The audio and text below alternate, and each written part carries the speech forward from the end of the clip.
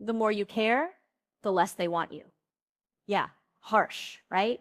But if you've been chasing her, texting her good morning every day, waiting by your phone for her replies, giving her compliments she didn't ask for, and somehow she's getting colder, not closer, you start wondering, what am I doing wrong? I'm being good to her. I'm showing up. I'm available. Isn't that what women say they want? Here's the truth most men don't want to hear. Being available isn't attractive. Being predictable doesn't excite her. And being overly nice, that doesn't make her love you. It makes you invisible. Now, I'm not saying you have to be, and that's not stoic, but you do need to understand something deeper. Women are wired to chase strength, not softness. Desire comes from distance. Respect comes from restraint. And when you hand over your attention like candy, she stops craving the taste of you. In this video, I'm going to show you exactly why this happens and how to flip the dynamic without playing games, without lying, and without losing yourself. We're talking psychology. We're talking stoicism. And we're talking about how to stop being the man she forgets and become the one she obsesses over. Let's get into it. Number one, why nice guys finish invisible. There's something quietly devastating about doing everything right and still being ignored. You show up, you're respectful. You tell her she looks beautiful. You check in just to see how her day is going. You respond quickly, you're available, and you never play games and then silence. Her energy shifts. Her replies get colder. Her interest fades. And you're left staring at your phone, wondering what invisible rule you just broke. Here's the rule. Effort doesn't equal attraction. And kindness without mystery, without masculine edge, without presence, doesn't trigger desire. It registers as safe. And while safety is something women say they want, it's not what ignites them. When a man leads with niceness, especially early on, he sends a subtle message. I'm here fully open, fully invested, whether you've earned it or not. And that message kills tension. There's no chase, no polarity, no mystery. He's become a sure thing. And in the world of attraction, a sure thing is rarely a thrilling thing. Think about the dynamic. You give her constant access to your attention. You're always one step ahead, ready to compliment, ready to respond. You think you're building connection, but what she feels is emotional saturation. No space, no contrast, no curiosity. So instead of leaning in, she slowly leans out. This is where most men misread the moment. They try harder, more compliments, more availability, more reassurance. But every time you double down on niceness, you triple your invisibility. Because the deeper psychology is this. People don't chase what they already have, and they don't value what's given too easily. Let's say there's a man named David, 42, newly divorced, steady career, kind heart, meets Melissa, 39, warm and charming. After a few dates, David showers her with affection, texts her daily, tries to show her he's not like the others.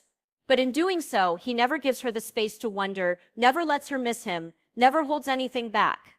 Melissa doesn't reject him. She just forgets him.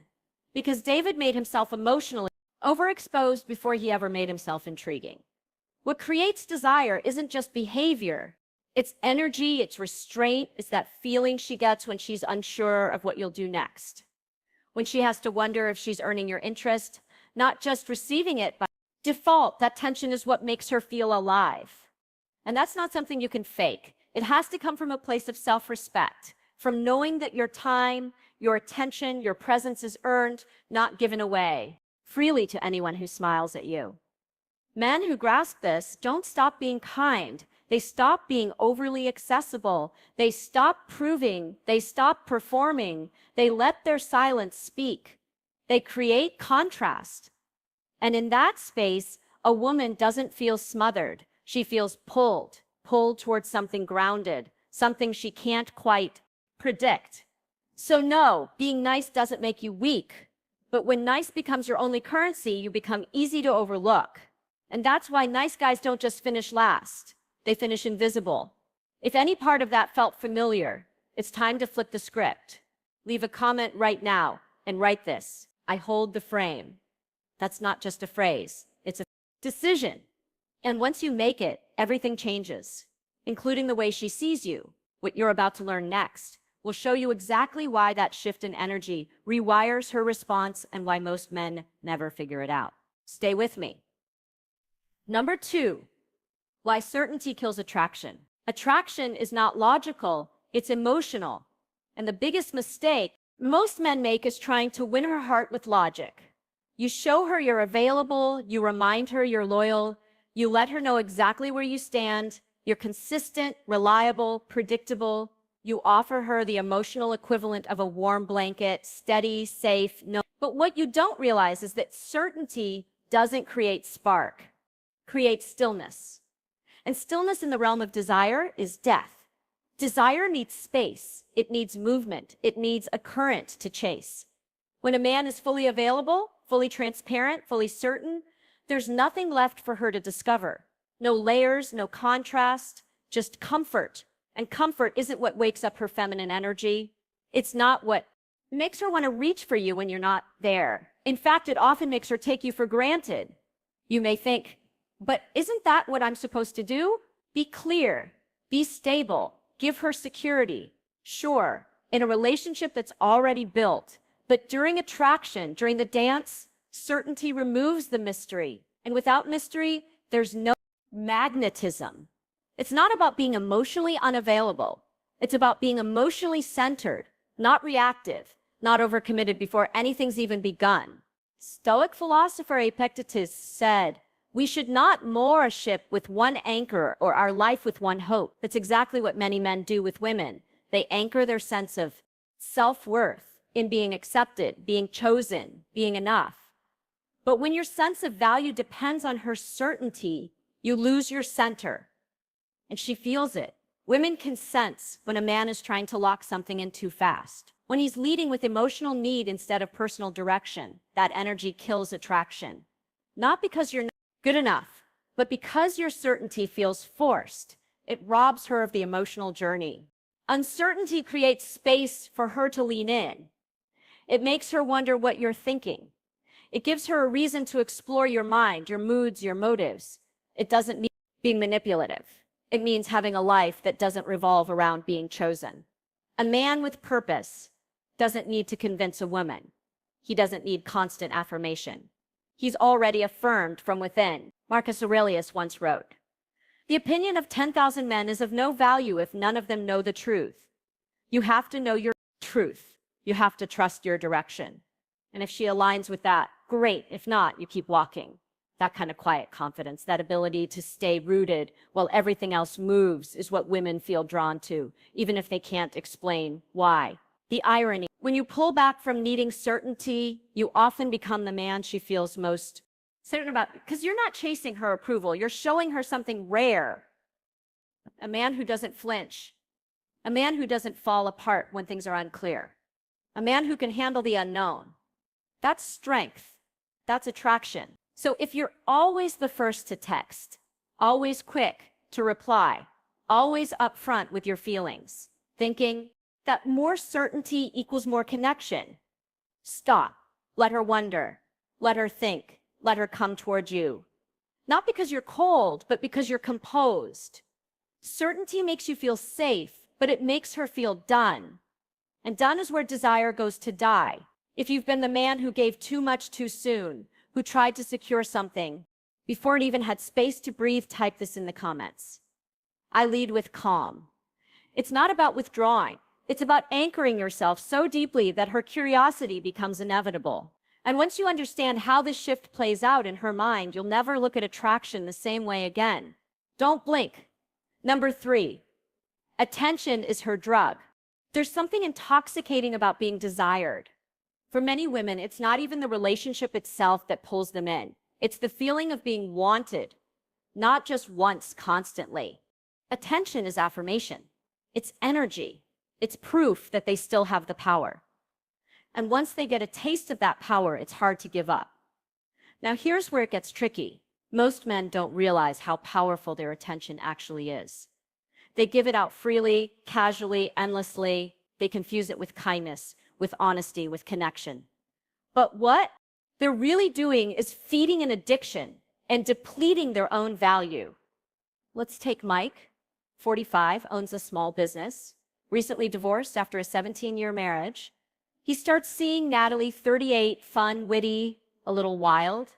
Mike falls fast. He starts texting her every morning, likes every photo she posts, comments with hearts, shares playlists, sends her reels, calls her just to say he's thinking about her. At first, Natalie responds, "It feels good." She's glowing under the attention, but by week 4, her replies get shorter. She cancels dinner last minute. She doesn't call back. Mike's confused, hurt, and worse, hooked. The more she pulls away, the more attention he gives, thinking it'll pull her back. But what he doesn't see is that his attention became her supply. And like any drug, too much, too soon, dulls the high. Women crave attention, but they only respect the man who knows how to control it. When you offer it constantly, unfiltered, without discernment, you become a dispenser. And dispensers don't inspire desire. They become routine, predictable, taken for granted. In Mike's case, he thought he was being romantic. What he was actually doing was removing all tension, all polarity, all edge. He gave her everything before she had to ask for anything.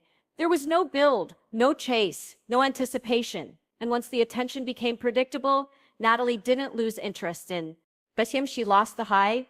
It's not that women are manipulative or cruel, but attention activates a part of the brain that lights up like a slot machine. Every like, every text, every ping, it's a hit of dopamine. But like any high, it fades.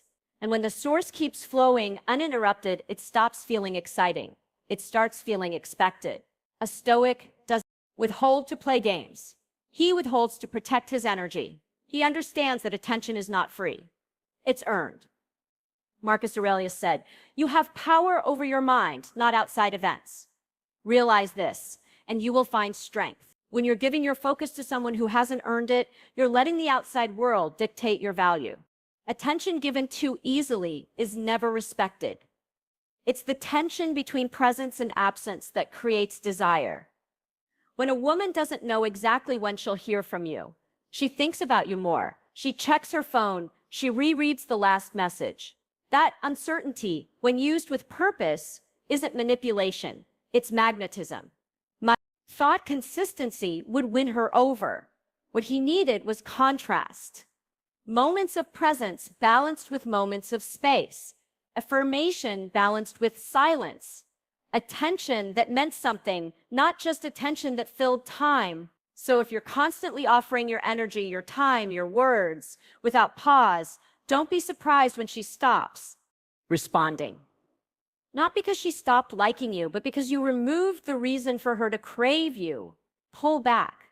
Not out of bitterness, but out of power, out of control, out of clarity. Let your attention be rare. Let it be earned. Because once she feels the gap, she'll chase the spark.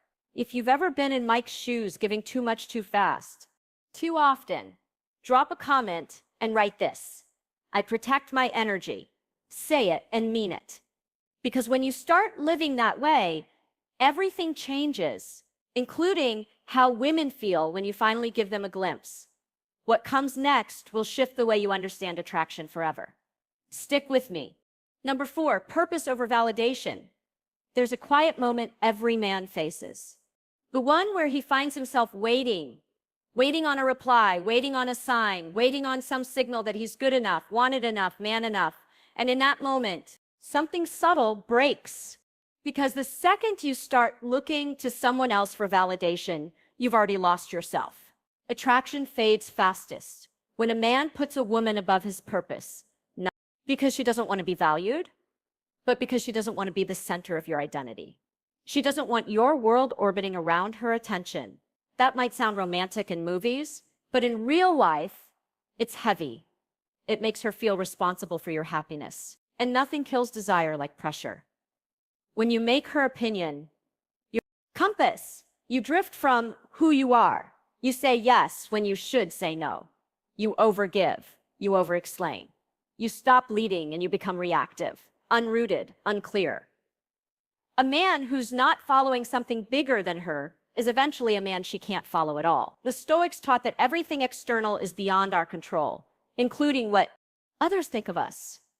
If you want to improve, be content to be thought foolish and stupid. That's not weakness. That's strength. That's the power of walking your path, even when it's misunderstood, even when it's mocked, even when she doesn't get it. Purpose gives a man spine. It makes him harder to sway. When you're dialed in on what you're building, what you stand for, what drives you when nobody's watching, that's when you become magnetic. Not because you're trying to impress her, but because she can feel that you're being pulled by something she can't control. And that's what makes her lean in. Here's the shift most men need to make. Stop asking, does she like me? Start asking, am I proud of who I am around her? That question changes everything. Because the truth is, if you bend yourself to be liked, even if you get her, you'll lose yourself. And eventually she'll lose respect for the version of you that only exists to please her. There's a reason so many relationships start with passion and end in distance. The man goes from being on his mission to being on his phone, from leading himself to chasing her mood, from grounded to needy. Not all at once, but gradually. And women feel it. The moment your energy shifts from direction to dependence, from drive to distraction, she might not say anything, but she will pull away. Purpose keeps you centered. It's the thing that makes you attractive. Even in silence, even when you're not texting, even when she's not giving you the validation you think you need. Because a man in purpose doesn't need permission to keep moving. He's not paused, waiting for her to crown him worthy. He's building, evolving, unshaken. Marcus Aurelius said, waste no more time arguing what a good man should be. Be one. And that's it. You don't prove your value by chasing compliments or approval. You prove it by living in alignment, by choosing what's hard over what's easy, what's right over what's convenient, what's real over what's pleasing. If you've been stuck in that loop, checking your phone, needing her attention to feel like a man, break the pattern now. Drop a comment and write this. I follow my path. That one line separates the reactive from the powerful. And when you make that your default mode, she feels it even in your absence, especially in your absence. What you'll see next is what happens when a woman senses that your validation no longer comes from her eyes, but from your own. Don't miss it. Number 5, valid kills respect. Let's be honest. Most guys don't chase women. They chase validation. They want to hear they're good enough, that they're wanted, that they matter, and they think if they give enough, compliment enough, sacrifice enough, she'll finally give them the stamp of approval. But here's the hard truth. The more you seek validation, the faster you lose respect. Because in relationships, value isn't just about how much you give. It's about how much you hold. Let me give you a real-world example.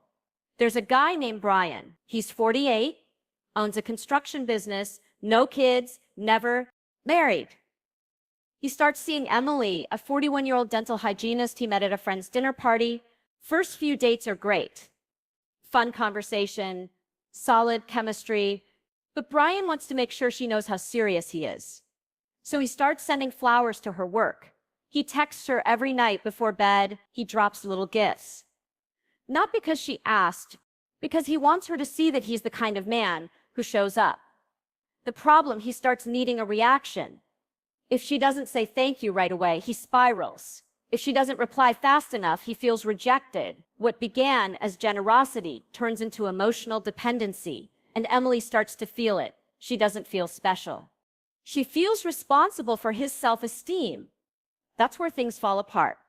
You might think you're expressing love, but when it comes from a place of needing recognition, needing to be seen, needing her to constantly validate you, you become emotionally expensive. And women don't stay in situations where they feel emotionally taxed. Pull away. Sometimes slowly, sometimes overnight. There's a difference between offering love and begging for approval. One comes from confidence. The other comes from fear. And that fear of being not enough, of being forgotten, of being replaced seeps through everything you do.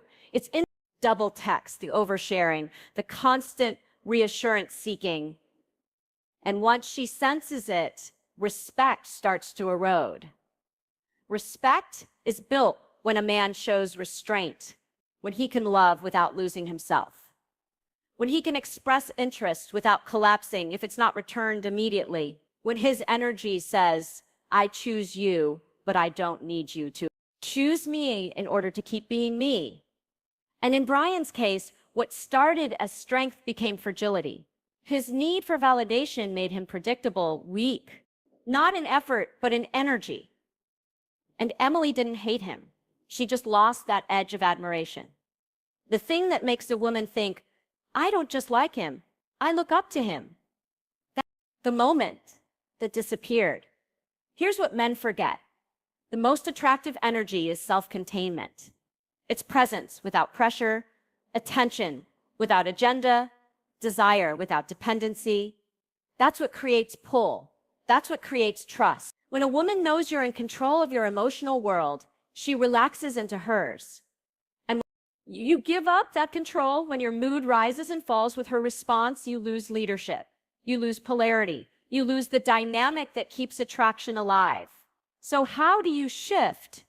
You stop making her opinion your fuel. You reconnect with who you were before you met her, the man who had his own rhythm, his own life, his own sense of value. You stop chasing responses and start watching patterns. You hold the line not to punish, but to protect your power. If you've ever caught yourself needing her to validate you to feel whole, say it out loud in the comments. I choose respect over approval. You don't need her to clap for you to be worth something. You just need to remember who you were before you forgot.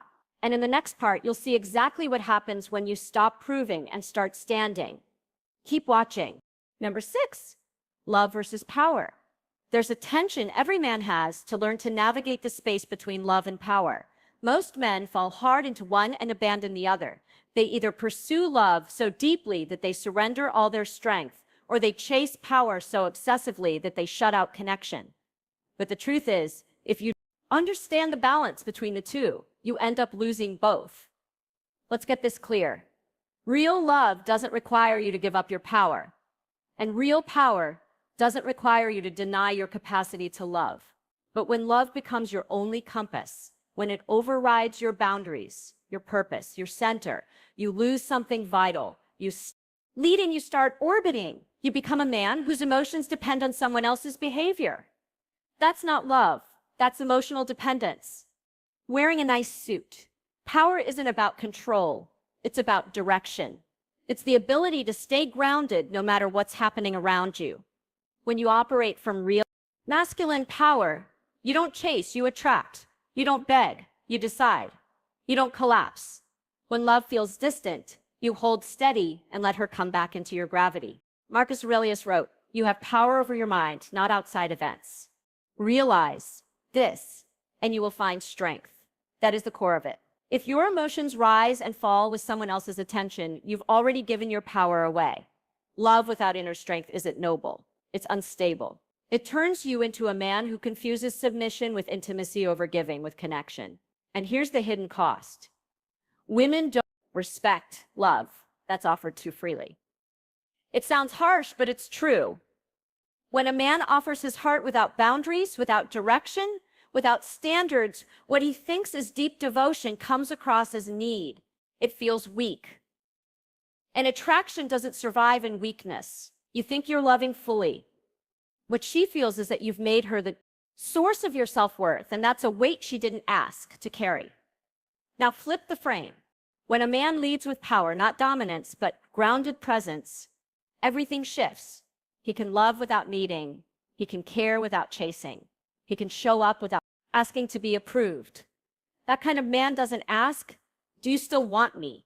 He simply lives in a way that makes her want to stay close. Love offered from strength is magnetic. It's calm. It's unshaken. It says, "I'm here and I care deeply, but I will not beg. I will not lose myself. I will not forget who I am just to keep your attention." This is where most men fail. They think loving a woman means always saying yes, always giving more, always making her feel comfortable, even at the cost of their own dignity. But that's not love. It's performance. And women don't fall for performers. They fall for men who are real, even when it's uncomfortable. The Stoics didn't talk about love the way modern self-help does. They didn't chase feelings. They trained their responses. They learned to stand steady in joy and in heartbreak. That's power. That's what gives your love weight. When you can feel deeply without being ruled by those feelings, you become rare. So here's the question. Are you leading with love that demands something in return? Or are you offering love from a place of power, knowing you'll be okay, whether she stays or walks away? If you've ever felt like you gave everything only to end up empty, it's time to shift. Drop a comment and write this. I lead with strength. That simple line changes the game, because what comes next will show you exactly how a man who stands in power rewires the entire dynamic without saying a single word. Stay with me. Number 7, she desires the man she can't predict. Let's talk about mystery and why it's irresistible. The truth is predictability kills tension. It dulls attraction. It makes everything feel safe. Yes, but also boring. And no matter what she says out loud, if she doesn't feel a spark of uncertainty around you, she'll start to emotionally wander. Women are drawn to mystery not because they love drama, but because mystery keeps them engaged. When she knows everything about how you'll act, what you'll say, when you'll text, what you'll feel, there's nothing left to explore, nothing left to chase. Now let's take a real example. Jason is 51, owns a few gyms in Colorado. He's well put together, successful, and emotionally available. He meets Laura, 46, a nutritionist, smart and attractive. On their first few dates, things go great. But Jason makes one key mistake. He lays everything out too fast. He tells her how much he likes her, texts her good morning every single day, always agrees with her, takes on politics, relationships, and life. Laura doesn't dislike Jason, but she starts to sense that there's no challenge, no edge, no contrast. She knows exactly where she stands. There's no suspense, no emotional space. Jason thinks he's building trust. What he's actually doing is making himself easy to figure out, and easy to figure out becomes easy to forget.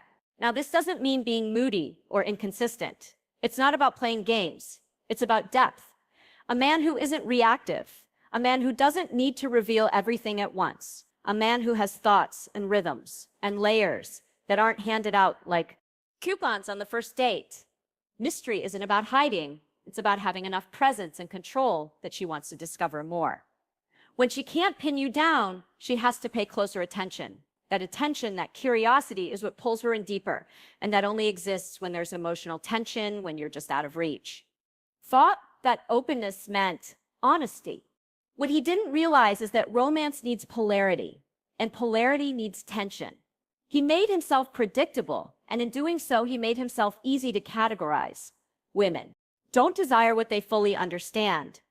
They crave what they're still figuring out. That's why the man who moves slowly, who doesn't always text first, who doesn't always rush to explain, who lets her sit in silence for a beat longer than she expects, creates or desire than the man who lays it all out immediately, not because he's withholding, but because he's centered. The Stoic Seneca once wrote, "Nothing is more honorable than a grateful heart."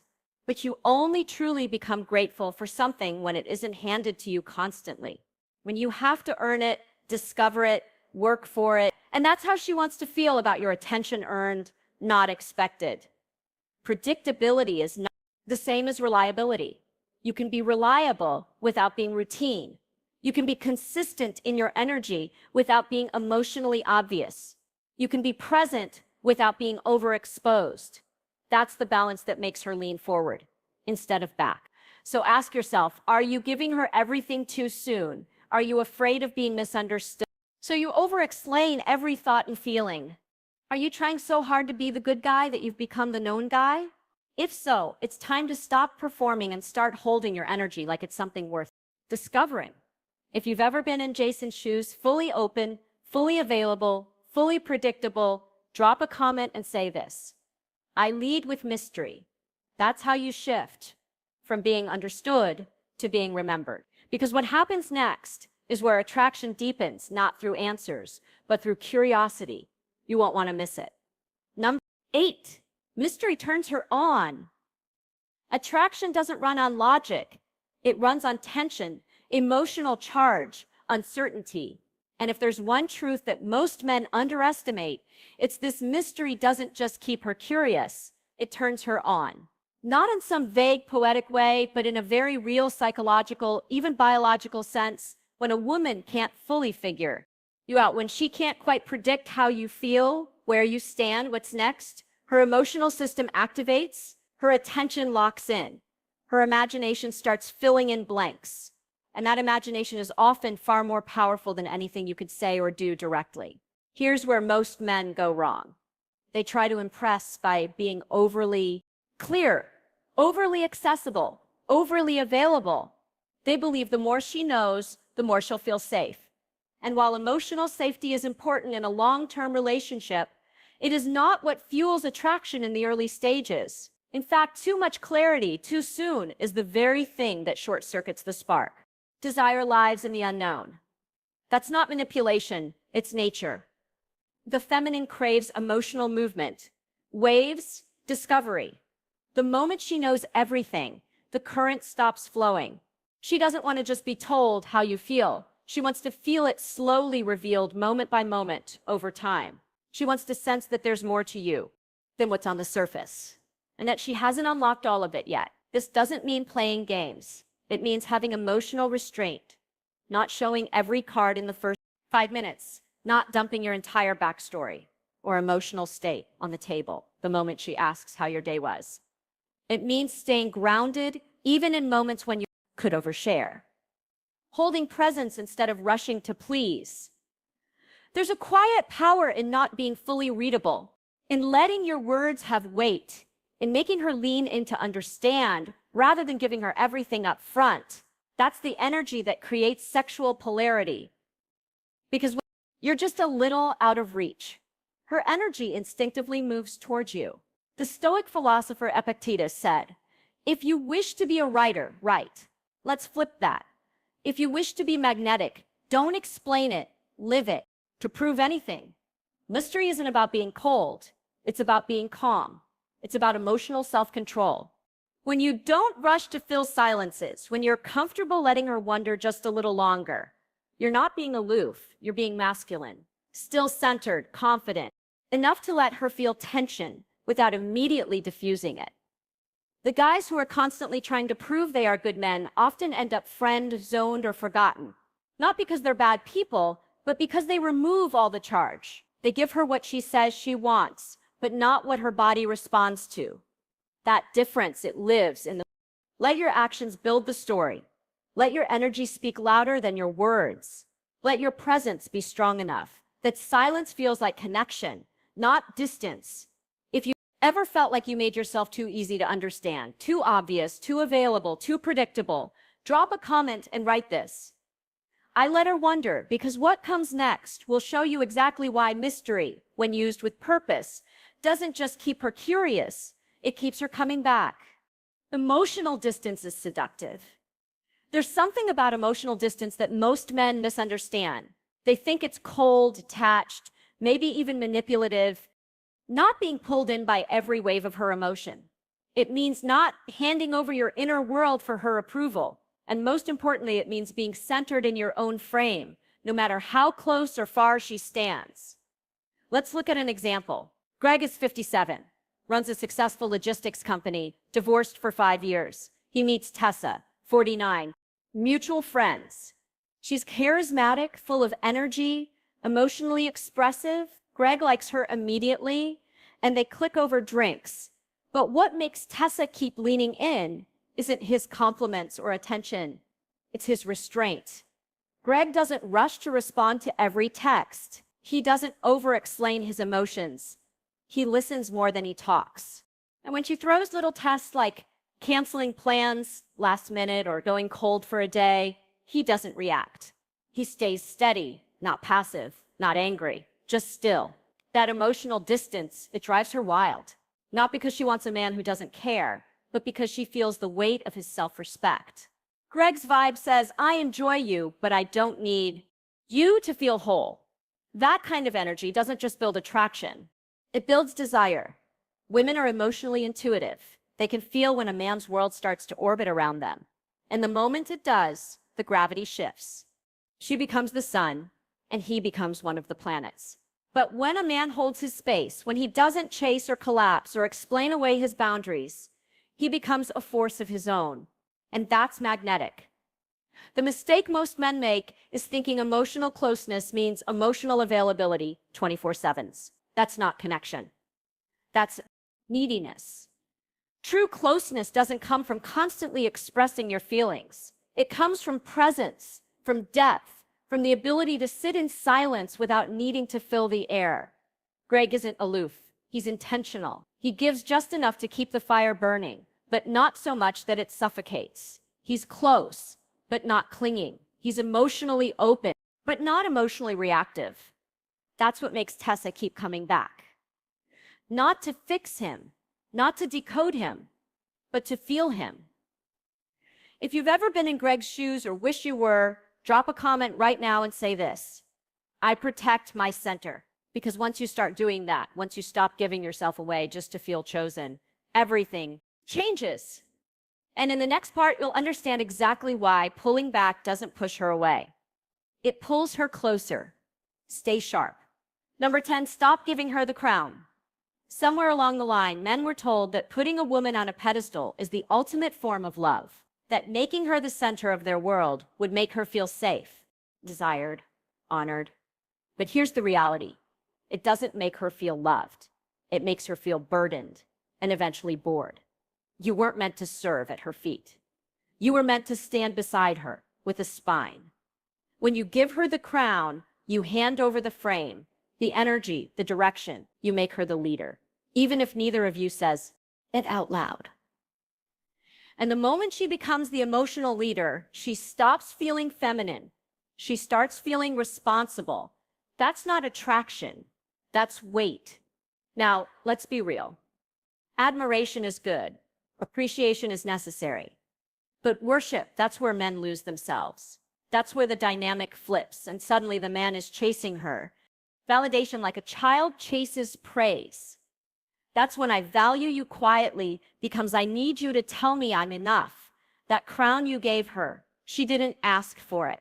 And deep down, she doesn't want it because the woman you're drawn to, the one with charm, beauty, warmth, doesn't want to be your queen. She wants to feel like your woman. She wants your strength, your clarity, your decisiveness, not your emotional dependence disguised as devotion. A man who crowns a woman above himself always ends up beneath her, not because she demanded it, but because he voluntarily gave up the throne of his own life. And when that happens, something subtle but powerful dies. Her respect, stoic. Wisdom teaches this with sharp clarity. Marcus Aurelius wrote, "The happiness of your life depends upon the quality of your thoughts. When your thoughts are obsessed with pleasing her, guessing her next move, earning her constant approval, you're not thinking like a king. You're thinking like a servant, not in power, but in need." And here's what most men miss. The moment you need to be chosen, you're already not. Because real attraction flows to the man who doesn't need to be picked. He's already chosen himself. He's already walking his path. And if she walks with him, good. If not, he doesn't lose direction. Taking the crown back doesn't mean becoming cold, arrogant, indifferent. It means reclaiming leadership of your own life, making your mission the center again, not her mood, not her attention, not her validation, your focus, your standard, your path. You can love a woman deeply and still not hand her the throne. You can cherish her presence without turning her into your purpose. And when you get that balance, right, something shifts in the way she looks at you. She softens, she leans in, she trusts the frame you're holding. And that's when polarity returns. That's when desire wakes back up. So if you've been giving her the crown, maybe without even realizing it, it's time to take it back, not from her, but from the version of you that forgot. You are the king. What you've just heard isn't about playing games. It's about remembering who you are. It's about shifting the frame where you stop chasing validation and start standing in your power. Because the truth is, women don't want a man who abandons himself to win her. They want a man who chooses himself first and invites her into that strength. You've learned why being too available makes you invisible, why certainty kills the spark, why attention when given without value loses its power, and why the most magnetic men don't try to be loved. They simply live in a way that commands it. If that hits something real for you, if you know it's time to stop proving and start leading, make sure you subscribe. This is just the beginning. Thanks for being here. I'll see you tomorrow.